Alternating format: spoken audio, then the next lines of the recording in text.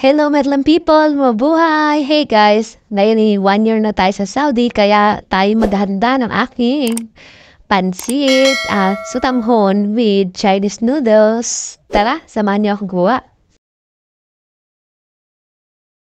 Ayan nga, prepare ko na muna lahat ng kailangan ko. Yan yung toyo, yung mantika, yung magic sarap, then cubes, sibuyas, bawang, carrots, manok, ano sana yan, breast palika, lang walay. So, manok na lang tad-tad. Tapos yung gulay at yung satanghon, binabad ko na nga pala sa tubig para malambot na siya. Yan, galing siya sa Makati. At syempre, at itong mati na Chinese noodles. Yan, nakaraan pa to gustong gawin, kaya lang ngayon nagka-time. Tayo na nga, ginin tayo ng mantika at lagay na natin yung bawang, yan. Brown lang natin ng konti-konti. And then, lagay na rin natin yung sibuyas, and pang malakas ang sibuyas, yan.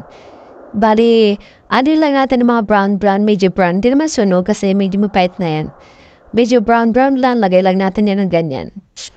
Hintayin lang natin mag-slide ng brown, halo-haloin lang ng konti. At yan na nga, medyo okay na yan sa akin. Naglagay ko na yung manok.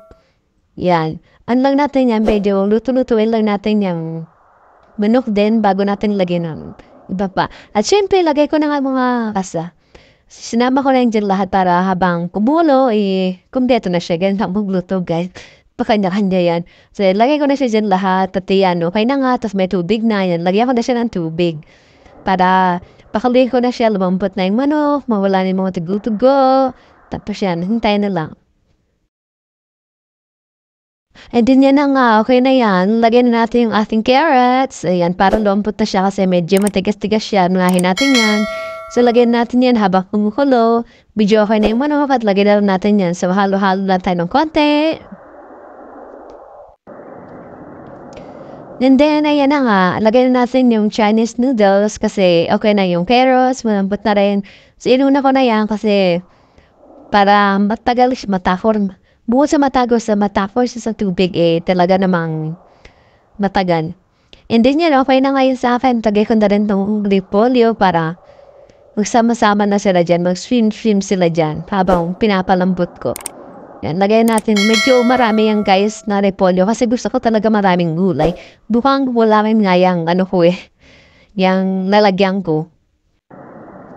At yan na nga, medyo okay na yan, lambot na yan, then isus natin yung satanghon na binabad kasi nangyay ko ng tubig. Ang haba-haba nga yan, hindi ko pinaputol-putol. So ayan, ilagay na natin yung sotanghon, medyo malambot naman yan kasi nakababad na yan kanina pa. Kasi habang nagagayat ako, binabad ko na rin siya. So yan yung pinakalas, ilagay lang natin siya dyan lahat. And then yan nga, halukay ubi muna tayo kasi nalagay ko na lahat. So yan, patutuyin lang natin yung tubig niya. At nandiyan naman na lahat ng pampalasa. Linagyan ko na lang dyan lahat kaya wait na lang natin mag-dry. Charan! So, ayan nga, nagugutom na ako. So, yan, okay na siya. Okay naman, dyan na lahat. Nagprepare. Kakain na lang si Inday. So, yan lang guys. Sarap! At syempre, ito na nga ang tikiman portion natin. Pamalakas ang tikiman. So, ayan. So, ayan nga, titikman ko ng aking luto. Syempre, luto ko yan, kaya masarap yan. Sarap talaga. Okay pa na yung sutanghon pagsamahin siya kayong Chinese noodles. Kasi ginagawa ko lang talaga dati, bihon. Bihon at saka yung kanton talaga. Yun na talagang ginagawa ko. Hindi ko alam yung sutanghon pwede pala. So, yan na guys.